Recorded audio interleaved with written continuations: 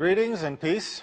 This is Dr. Laurance Brown with another episode of Interfaith Issues, where we discuss the issues of common interest to the monotheistic religions of Judaism, Christianity, and Islam.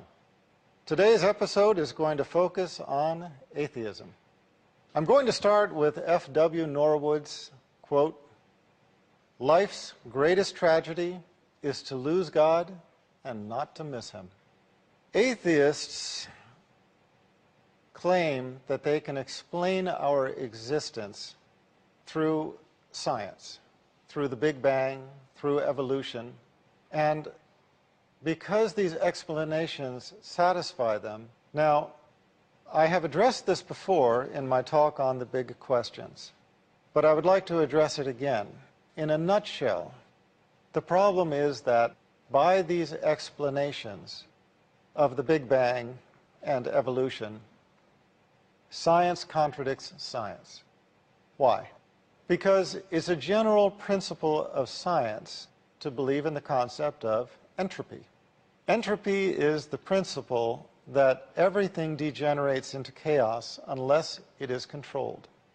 Unless there is a higher power exerting control over a process, it degenerates into chaos. Now, it does not matter if you are talking about your child's bedroom, the kitchen sink, or a complex chemical reaction. If there is nothing controlling it, it will degenerate into chaos. If nobody picks up the child's bedroom, it will become a mess. If nobody cleans the dishes in the kitchen sink, they will just pile up. And if nobody controls a chemical reaction, it will do whatever it does, sometimes leading to disaster. If there is no control over a process, it degenerates into chaos. And so, over all processes which lead to an organized result, there is a greater power exerting control over it. We are told to believe that the Big Bang, the most cataclysmic event in history, in which all the matter and energy of the universe drew together into a hyperdense core and exploded outward into a universe that is 240 followed by 21 zeros miles across. And this occurred by chance, and this explosion resulted not in chaos, but in perfection, with balanced orbits, with a billion galaxies, over a billion galaxies, none of them colliding with one another. That's a pretty tall tale.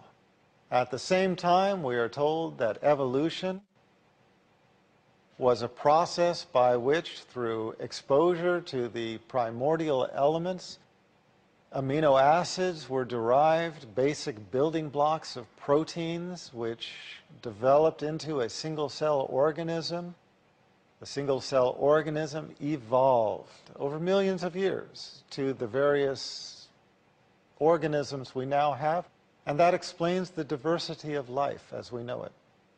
Again, another process that, without a higher control overseeing that process, we would expect to degenerate into chaos, not into perfection.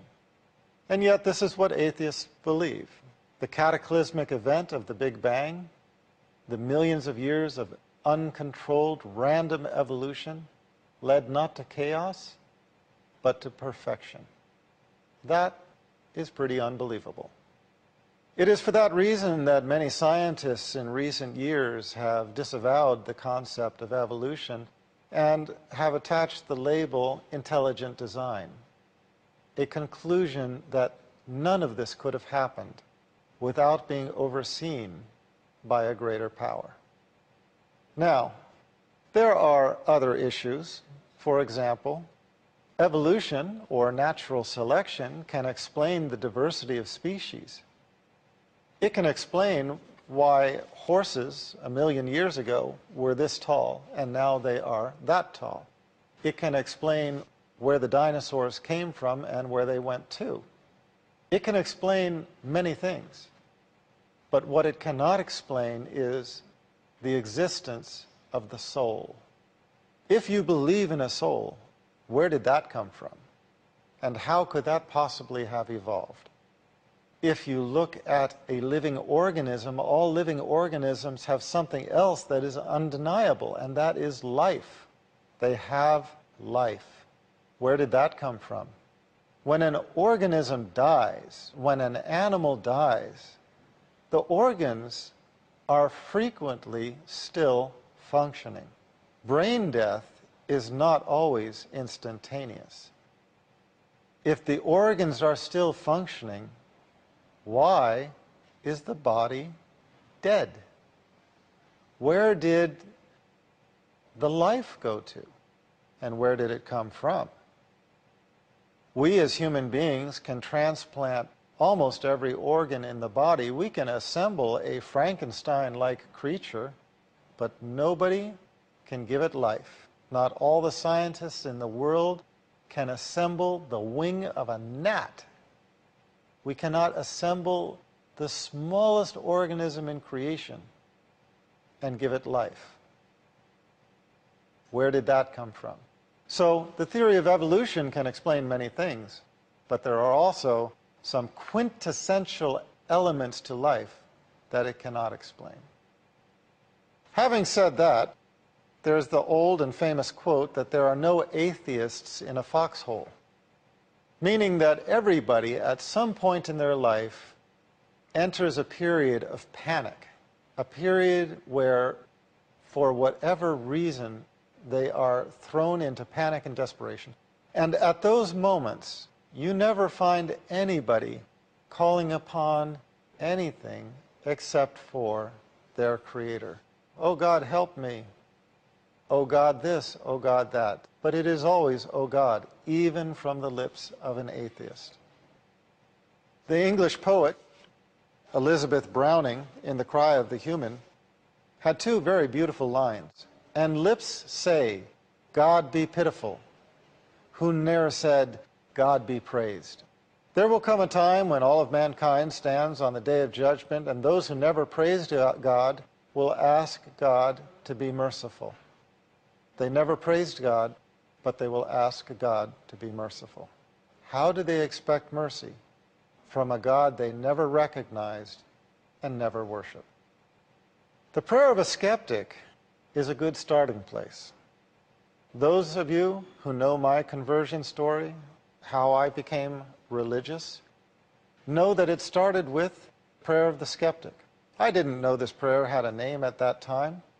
The prayer I prayed was, oh God, if you are there. I didn't even know. I was an atheist. Many people think that I was a Christian, and I came to Islam through Christianity. That was never the case. I was an atheist who became religious, searched for the truth, could not find it in Christianity, but who did find it in Islam. I was the atheist who prayed, oh God, if you are there, because I didn't know. But I did make the prayer. Oh God, if you are there, help me and guide me. And I promised that if God guided me to the religion that was most pleasing to Him, that I would follow. And that is a prayer anybody can pray. Call upon our Creator in just that way. Our Creator, if you are there, guide me and I will follow.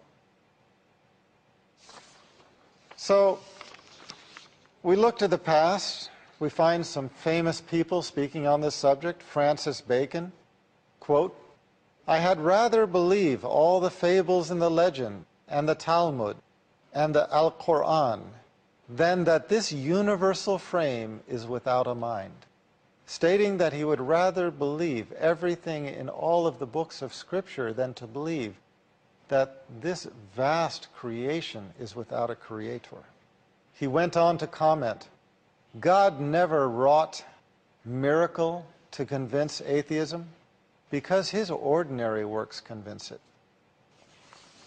The more a person learns about the creation and the intricacies of life, the intricacies of organisms, the more they realize that this could not have happened by happenstance. Again, if we turned the processes of evolution loose, how can we expect them to lead to perfection rather than to chaos? We look at a building, we know that there's an architect.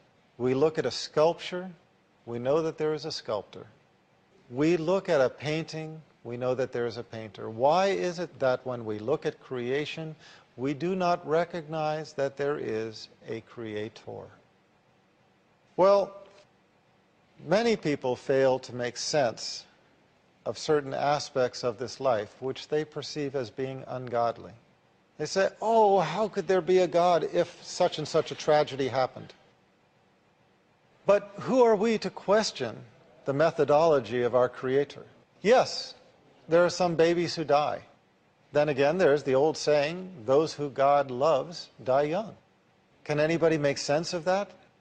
I can. Makes sense to me. If any human being who was able to cognitively understand the question was asked, what would you prefer now, to continue on in this life or go directly to paradise this instant? And if they understood what paradise entails and what remaining upon this life entails, they would instantly close on the offer. So, can I understand the death of a young person, tragic as it might be? In my viewpoint, that is not a death. It's a transition to the next life, the next existence, which if it is paradise, only a fool would refuse it. If it is hellfire, only a fool would rush toward it. Now we're going to take a short break. Please stay tuned. We'll be right back. Heaven is the place we meet. Welcome back. This is Dr. Laurance Brown continuing this episode of Interfaith Issues. We're discussing atheism, and we left off with speaking about the fact that there are many issues that atheists raise to say, how can this tragedy happen and there still be a God? And I was just pointing out that not all tragedies are necessarily a tragedy for the individual. The young person who dies and goes to paradise, if they were asked from paradise whether it was a tragedy that they transitioned from worldly life to paradise, they would be sure to say no. It was not a tragedy. For them, it was a blessing. So it all is a matter of perspective. Another matter of perspective that I think we need to remember is that within this worldly life, it was always God's favorites who suffered the greatest afflictions. It was the prophets who suffered the greatest tests, who developed the patience of Job, for example, because of the afflictions upon them. We know the prophets to have suffered greatly in worldly terms. They were humiliated by their people. They were at times tortured. They were at times killed. Some of them had children who died in their arms. And so we have to understand that the reward for piety and righteousness is not necessarily found in this life. Indeed, this life is a test. This life is a test. This life is a trial. It is a proving ground for us to show ourselves deserving of the reward in the hereafter. But now, if we expect paradise in this life, why should we expect paradise in the hereafter? No. Paradise is something to be earned. And you earn something through difficulty, through overcoming difficulty, not through living life as a party. So, remembering that some of those who suffered the most in this life were in fact the prophets, the favorites of our Creator, reminds us that there might be a higher logic, a higher understanding to the events that we look at and consider as being tragic. Maybe there is another way of looking at them which makes godly sense.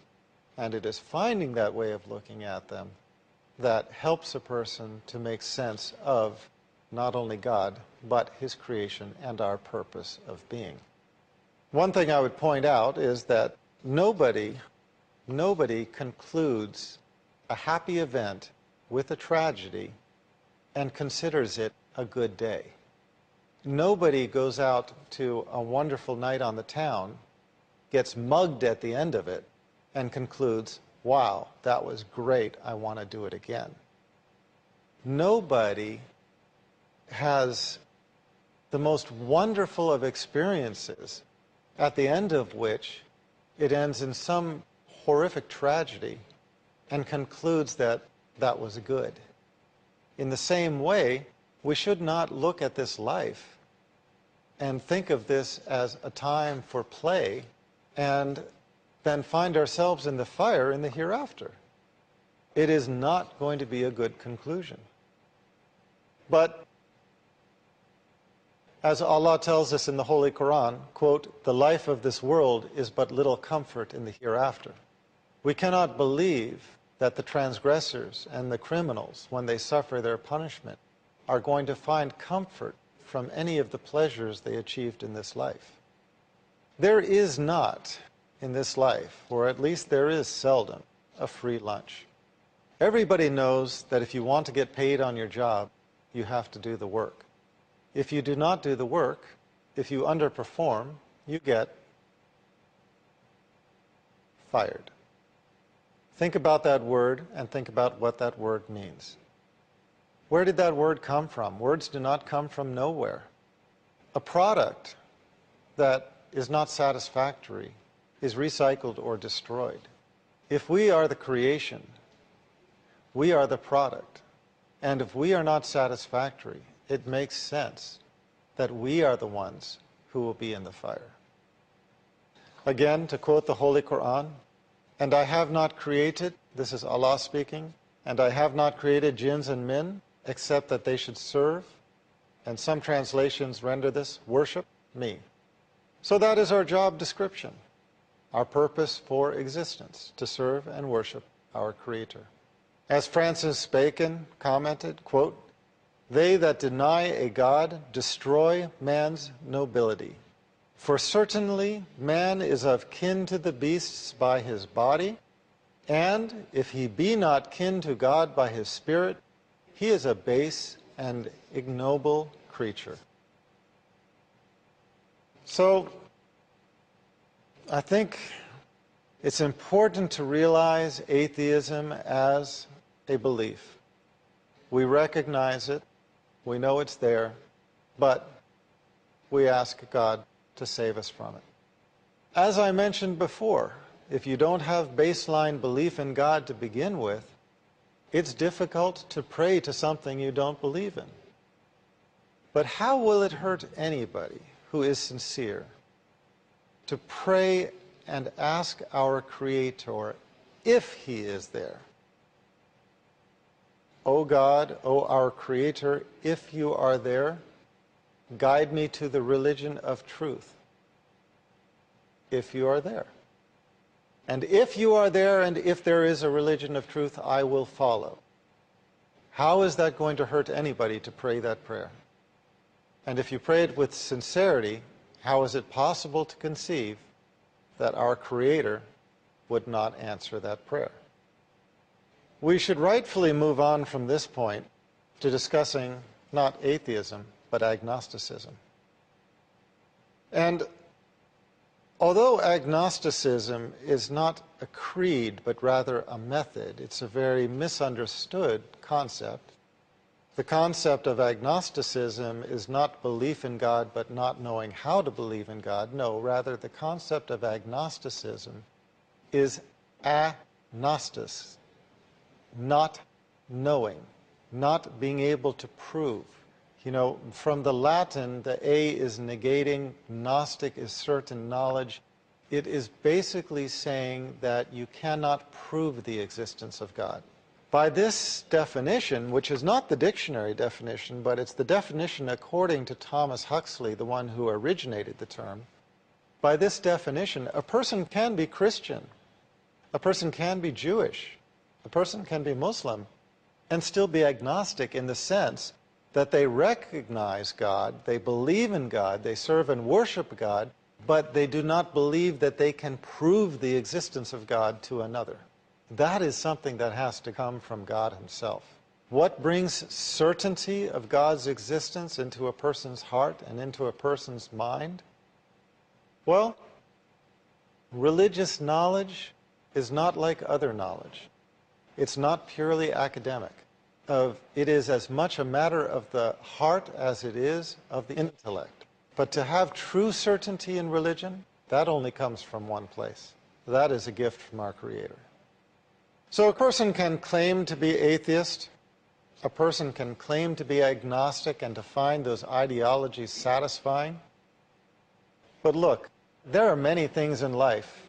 There are many things in life that are not provable. Gravity. Well, you can drop something and you can find it is still working, but you can't see gravity. By definition, you can't see a black hole, although you can see the evidence that points to its existence. You cannot prove your hunger drive. You cannot prove your headache. You can show the symptoms of it, but you cannot prove it. We arrive at the belief in gravity, entropy, black holes, our emotions, our feelings, and so on, because we either experience them directly or because the overwhelming evidence points to them. And in the same way, I would suggest that the overwhelming evidence points to the existence of a creator. A Bedouin once asked why he believes in God. And he just answered simply, you know, if I see hoof prints, I know that there has been a sheep or a goat. If I see camel footprints, I know there has been a camel. And if I see footprints, I know there has been a human being. And if I look at creation, I know that there is a creator. Well, for those who are uncertain, don't try to solve it yourself. Don't agonize over it. Pray for our Creator to solve it for you. Again, oh God, if you are there. Well, in the same way that we accept gravity, entropy, absolute zero, black holes, the hunger drive, etc., I hope we all someday arrive at accepting the existence of God. And should we do so, the next question then is how to travel down the chain of continuity and revelation and arrive at the religion of truth. That is much of what I have spoken about and what I will speak about in other episodes of this series, Interfaith Issues. So I thank you for being with me tonight or today, and hope that you will join us next time. This is Dr. Laurance Brown.